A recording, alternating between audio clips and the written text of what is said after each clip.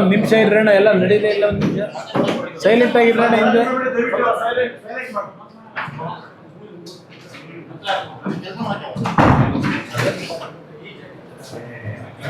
ಇವತ್ತಿನ ಶುರು ಮಾಡ್ಬೋದು ಬ್ರದರ್. ಇವತ್ತಿನ ಮಾಧ್ಯಮಗಳಲ್ಲಿ, ಕೆಲವು ಆಯ್ದ ಮಾಧ್ಯಮಗಳಲ್ಲಿ HMTಯ ಕಾರ್ಖಾನೆ ಏನಿದೆ, ಆ ಕಾರ್ಖಾನೆಯ ಭೂಮಿಯ ಬಗ್ಗೆ ಒಬ್ಬ ರಾಜ್ಯದ DFO ಅವರ ಒಂದು ನಿವೃತ್ತಿ ಹೊಂದೋದಕ್ಕಿಂತ ಒಂದು ವಾರದ ಮುಂಚೆ ಈ ಒಂದು ಆದೇಶವನ್ನು ಹೊರಡಿಸಿ, ಕಾನೂನು ಬಾಹಿರವಾಗಿಯೇ ಹೇಳ್ತೀನಿ ನಾನು, ಕೋರ್ಟ್ಗೆ ಸಬ್ಸಿಡಿಸಿದ್ರು.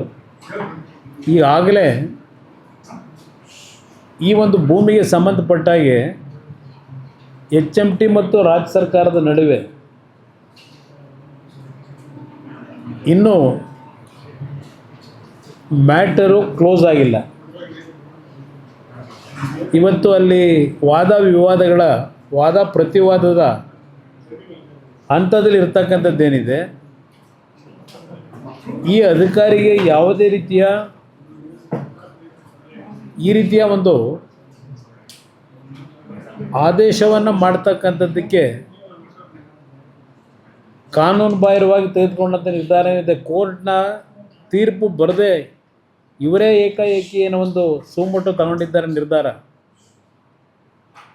ಬಹುಶಃ ಈ ರಾಜ್ಯದ ಕಾಂಗ್ರೆಸ್ ಸರ್ಕಾರಕ್ಕೆ ಯಾವುದೇ ಸರ್ಕಾರಿ ಸ್ವಾಮ್ಯದ ಕಾರ್ಖಾನೆಗಳು ಉಳಿಬಾರ್ದು ಅಂತಕ್ಕಂಥದ್ದು ಇವರು ತೀರ್ಮಾನಕ್ಕೆ ಬಂದಿದ್ದಾರೆ. ಈ ಸರ್ಕಾರದ ಹಲವಾರು ರೀತಿಯ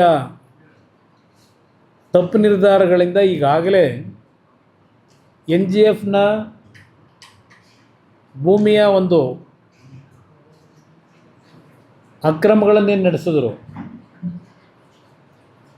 ಇವತ್ತು ಈ ಒಂದು ನಿಮ್ಮ ಮೈಸೂರು ಪೇಪರ್ ಮಿನರಲ್ಸು ಅದರ ಹಣೆಬರ ಏನಾಗಿದೆ ಶಿವಮೊಗ್ಗದಲ್ಲಿ. ಈ ಕಾರ್ಖಾನೆಯನ್ನು ನಾವು ಪುನಶ್ಚೇತನಗೊಳಿಸಬೇಕು ಅಂತ ಹೇಳಿ ನಾನು ಕೇಂದ್ರದಲ್ಲಿ ಮಂತ್ರಿ ಆದಮೇಲೆ ಕೇಂದ್ರ ಸರ್ಕಾರದ ಒಂದು ಡಿಸ್ಇನ್ವೆಸ್ಟ್ಮೆಂಟ್ನ ತೀರ್ಮಾನಗಳೇನಾಗಿದೆ ಅದನ್ನು ಹಿಂಪಡೆದು ಕ್ಯಾಬಿನೆಟ್ನಲ್ಲಿ ಈ HMTಯ ಒಂದು ಕಾರ್ಖಾನೆಗಳಿಗೆ ಪುನಶ್ಚೇತನ ಕೊಡಬೇಕು ಅಂತ ನಾನು ಹೊರಟಂಥ ಸಂದರ್ಭದಲ್ಲಿ ಕಳೆದ ಬಹುಶಃ 1 ವರ್ಷದಿಂದ ಹಿಂದೆ ಇದ್ದಂಥ ಅರಣ್ಯ ಸಚಿವರನ್ನು ಒಳಗೊಂಡಂತೆ HMTಯ ಭೂಮಿ ಮೇಲೆ ಇವರ ಅತಿಕ್ರಮಣ ಅಂತೀನಿ ನಾನು ಮಾಡಲಿಕ್ಕೆ ಹೊರಟಿರ್ತಕ್ಕಂಥದ್ದು ಸರ್ಕಾರ, ರಾಜ್ಯ ಸರ್ಕಾರ. ಈ ಕಾರ್ಖಾನೆ ಪ್ರಾರಂಭ ಆಗಿದ್ದು 1960-65 ಆಸ್ಪಾಸ್ನಲ್ಲಿ. ಮೈಸೂರು ಅರಸರು ಆ ಒಂದು ಸಂದರ್ಭದಲ್ಲಿ ಇನ್ನೂ ನಮ್ಮ ಫಾರೆಸ್ಟ್ನ ಕೆಲವು ಆ್ಯಕ್ಟ್ಗಳು ಬರೋದಕ್ಕಿಂತ ಮುಂಚೆನೇ, ಅದೆಲ್ಲ ಒಂದು ಭಾಗ ಆಮೇಲೆ ಚರ್ಚೆ ಮಾಡ್ತೀನಿ, ನಿರಂತರವಾಗಿ HMT ಕಾರ್ಖಾನೆ ದೇಶದಲ್ಲೇ ಪ್ರಥಮ ಸ್ಥಾನದಲ್ಲಿ ಸಾವಿರಾರು ಕುಟುಂಬಗಳ ಬದುಕಿಗೆ ಶಕ್ತಿ ತುಂಬಿದಂಥ ಒಂದು ಕಾರ್ಖಾನೆ ಇದು. ಇದು ಬರೀ ಕೇವಲ ಕರ್ನಾಟಕದಲ್ಲಿ ಅಷ್ಟೇ ಸೀಮಿತವಾಗಿಲ್ಲ. ಹೈದರಾಬಾದ್ನಲ್ಲಿ ಸುಮಾರು 1200 ಎಕರೆ ಭೂಮಿ ಇದೆ ಒಡೆತನದಲ್ಲಿ HMT. ಈ ಬೆಂಗಳೂರು ಕರ್ನಾಟಕದಲ್ಲಿದ್ದಂಥ HMTಯಲ್ಲಿ ಬಂದಂಥ ಲಾಭಾಂಶದಲ್ಲಿ ಯಾವುದೇ ರೀತಿಯ ಸರ್ಕಾರದ ನೆರವುಗಳು ದೊಡ್ಡ ಮಟ್ಟದಲ್ಲಿ ದೊರಕದೇ ಇದ್ದರು. ದೇಶದ 6 ಭಾಗದಲ್ಲಿ ಬೆಂಗಳೂರಿನಲ್ಲಿ ಉತ್ಪಾದನೆ ಅಂತ ಸಂಪತ್ತಿನಿಂದ ಹಿಂದೆ ಈ HMTಯ ಸ್ವಾಮ್ಯ ಅಡಿನಲ್ಲಿ ಕಾರ್ಖಾನೆಗಳು ಪ್ರಾರಂಭ ಆಗಿ ನಡೆದಂಥದ್ದು ಯಶಸ್ವಿಯಾಗಿ. ಪಕ್ಕದ ಕೇರಳದಲ್ಲಿ ಕಾಲಾಮಸೂರಿ ಅಂತಕ್ಕಂಥ ಪ್ರದೇಶದಲ್ಲಿ ಒಂದು ಒಳ್ಳೆಯ ಉತ್ತಮವಾದಂಥ ಕಾರ್ಖಾನೆ ನಡೀತಾ ಇತ್ತು, ಈಗಲೂ ನಡೀತಾ ಇದೆ. ಹೈದರಾಬಾದ್ನಲ್ಲಿ ನಡೀತಾ ಇದೆ. ಅಲ್ಲಿಂದ ಡೈರಿಗೆ ಸಂಬಂಧಪಟ್ಟಂಥ ಮ್ಯಾನುಫ್ಯಾಕ್ಚರ್ ಮಾಡ್ತಕ್ಕಂಥದ್ದು ನಮ್ಮ ಉತ್ತರಾಖಂಡಲ್ಲಿ ನಡೀತಾ ಇರತಕ್ಕಂಥದ್ದು ಇರ್ಬೋದು. ಹೀಗೆ ಹಲವಾರು ಭಾಗದಲ್ಲಿ ಮತ್ತು ಪಿಂಜೋರ ಅಂತೇಳಿ HMT ಟ್ರ್ಯಾಕ್ಟ್ರಿಗಳು ಒಂದು ಕಾಲದಲ್ಲಿ ಭಾಳ ಫೇಮಸ್ ಇತ್ತು.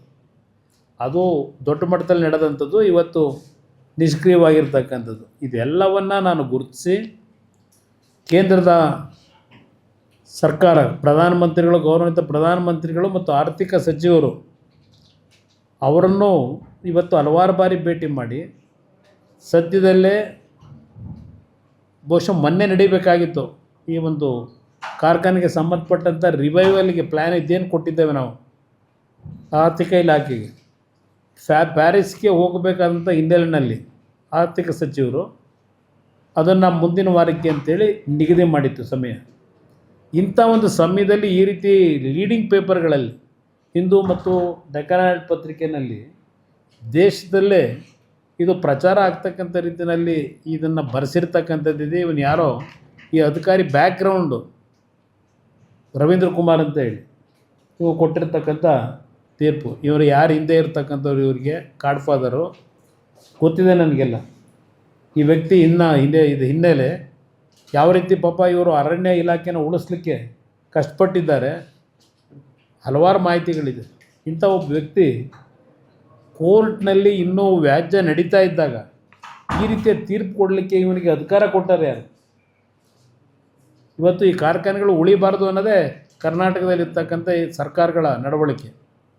ಇವತ್ತು ಸುಮಾರು 3,000 ಕೋಟಿ ರೂಪಾಯಿಗಳನ್ನು ಈ ಕಾರ್ಖಾನೆ ಅಭಿವೃದ್ಧಿಗೆ ಈಗಾಗಲೇ ದೊಡ್ಡ ಮಟ್ಟದಲ್ಲಿ ನಾವೇನು ಹಲವಾರು ತಂತ್ರಜ್ಞರ ಜೊತೆ ಚರ್ಚೆ ಮಾಡಿ ಇವತ್ತು ಕೆಲವು ತೀರ್ಮಾನಗಳಾಗಿದೆ. ಇಂಥ ಸಂದರ್ಭದಲ್ಲಿ ಈ ರೀತಿಯ ಒಂದು ಮಾಧ್ಯಮಗಳಿಗೆ ಹೇಳಿಕೆ ಬಿಡುಗಡೆ ಮಾಡಿ 30 ದಿವಸ ಸಮಯ ಕೊಟ್ಟಿದ್ದೀವಿ ಅಂತ ಹೇಳಿ ಇವನಿಗೆ ಅಧಿಕಾರ ಕೊಟ್ಟಿರೋದು ಯಾರು? ಕೋರ್ಟ್ನಲ್ಲಿ ನಡೀತಿರ್ತಕ್ಕಂಥ ಕೇಸ್ ಇದು. ಅದರಿಂದ ಇದೇನೋ 15,000 ಕೋಟಿ, ಹೌದಪ್ಪ 15,000 ಕೋಟಿ. ಸಿದ್ದರಾಮಯ್ಯನವರೇ, ನಿಮ್ಮ ಈಗಿನ ಸಚಿವರನ್ನು ಕೇಳ್ತೀನಿ, ಇದರಲ್ಲಿ ಎಷ್ಟೆಷ್ಟು ಹೆಚ್ಚಿನ ವಿಡಿಯೋಗಳಿಗೆ ಪ್ರತಿಧ್ವನಿ ಯೂಟ್ಯೂಬ್ ಚಾನೆಲ್ ಸಬ್ಸ್ಕ್ರೈಬ್ ಮಾಡಿ, ಬೆಲ್ ಐಕಾನ್ ಕ್ಲಿಕ್ ಮಾಡಿ.